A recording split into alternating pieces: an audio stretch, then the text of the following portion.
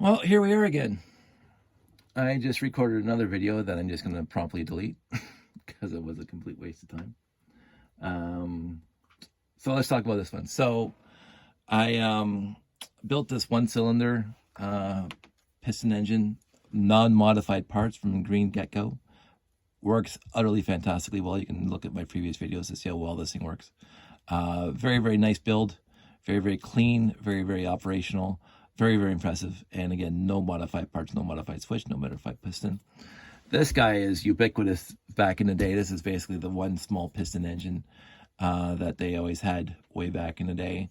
It works, not well, but it works good enough. This guy was a complete disappointment for me. I know it says right on the web, the YouTube channel, that it works better with modified switches and modified pistons that increase the airflow and make things smoother. But I was hoping at least it would work. It doesn't have to work at a 3,000 RPM, but it would have to work, but it didn't, because these things just kept on popping off. Because the difference here is that this piston goes straight up and down. It's actually rigid. It can't move back and forth. It's got these locking mechanisms here to stop the piston from kicking out.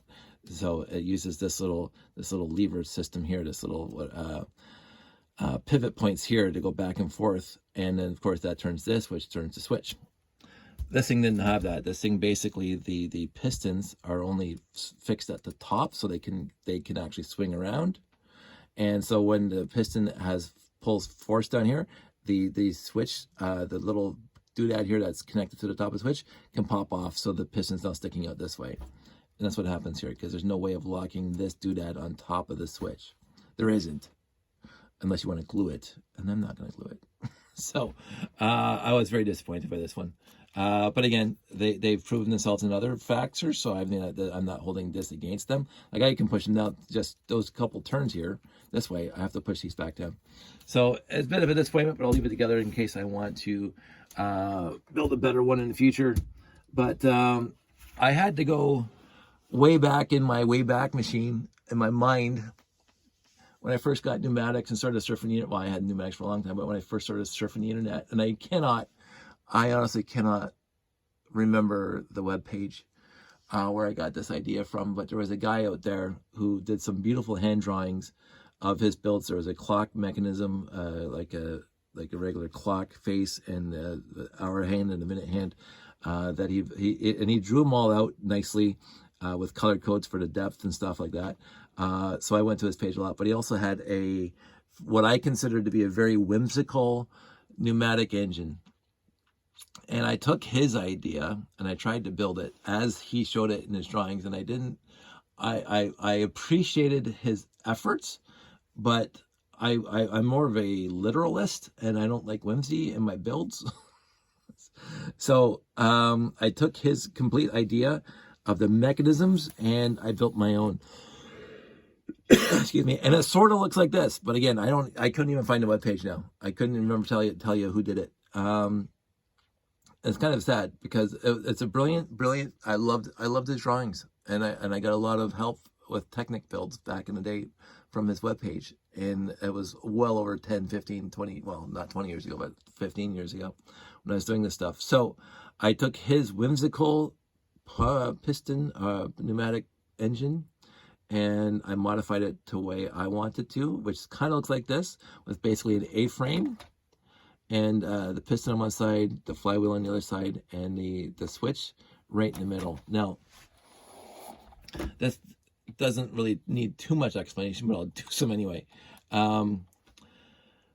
The difference between this one-stroke engine, or one piston engine, because it's got one piston, and this one piston engine is this one piston engine. I'm going to just use the flywheel to show you. When you spin this thing around, the cylinder goes up and down, which pushes this little mechanism up and down, which then turns these gears 100% of the time. So as this thing is spinning, you'll see those gears spinning constantly at the same, I won't say the same RPM, but they spin. There's no pause, and which causes this thing to spin with no pause, which causes this lift arm, or this subless beam, to move continuously. Now, again, you can get into the physics and mathematics like that. When it's coming down, of course, this thing's moving, but right here at the bottom, there's a point where it's no longer coming down, and just like any tire, but the point when the tire reaches is on the actual surface of the asphalt, that point of the tire is not moving, even though your tire is rotating. But that's physics, and we won't go into that. So this thing, these pulleys are always turning. This studless beam is always turning. Therefore, the switch at the top, this switch here, is always moving up and down. Now, there's always, again, that one part of the stroke where it stops before it goes in the opposite direction. But that's not what I'm talking about. It is moving continuously, so you go up, and there's this would be off, and this would be a little bit of air coming in, and then lots of air coming in, and then it goes back and reverses itself. A little bit of air, off, air the other way, lots, middle, off again. So the switch itself is always moving. Now, again, you would see it as a sine wave if you were to plot it out, but there's no pause in there. This guy works fundamentally different. Basically, here's the switch in here. Here's the switch there. You can sort of see it underneath all my wiring, my plumbing. Here's the switch there. It's inside of there. Let's see if I can see it, show it to you. It's inside of there. You can see there's a little yellow head. And basically, there's a plate here and there's a plate here. And the switch itself gets knocked back and forth as this thing moves back and forth, right? So it just gets knocked back and forth like that. So you can see. But while it's being knocked back and forth, when it's not being knocked back and forth, when the plates are not touching it, the switch is paused. So it's either going to be here, gets knocked to there, pause, knock to there, pause. So it's either going to be on this way or on that way, and the off part is very, very, as it's just being knocked over, right? That's it. So the switch is more open on full all the time at each side than it is just like a sine wave. So instead of a sine wave, the switch is going slowly back and forth, slowly back and forth. There's boom, boom, boom. It's like a light switch. So this works in that instance better than the other one, right? Of course, then you have to get the mechanism so it hits properly. So that's a fundamental difference between this guy and this guy. This guy, the switch is always in perpetual motion. And this guy, the switch is only in motion when it gets slapped by the pendulum here. And so, oh, and by the way, so this is still my air compressor station, and I just have to build this thing and plug it in. I love this. So this is me plugging this in. I'm going to start this again. Now we get this thing started.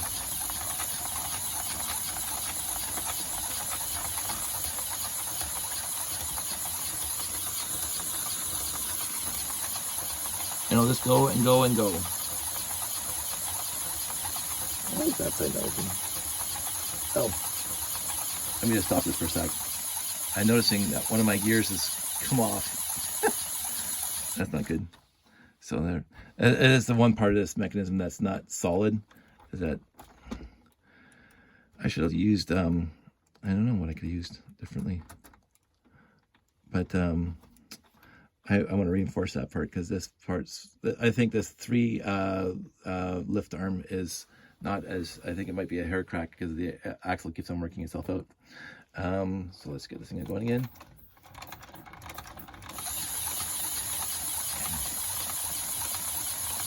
And you can just see that. It'll just keep on going. And the pressure gauge is relatively consistent. You can see that I got this little camshaft here. Basically, it's swinging back and forth as this goes up and down, and it turns the 40-tooth gear, which turns the 8-tooth gear, which turns the big tires. So that's kind of cute. The piston on the other side just went up and down. It's exactly the same thing. This thing has to have a little bit of flex to it. The center part is where the fun part is. So you can see the switch just gets slapped back around in there.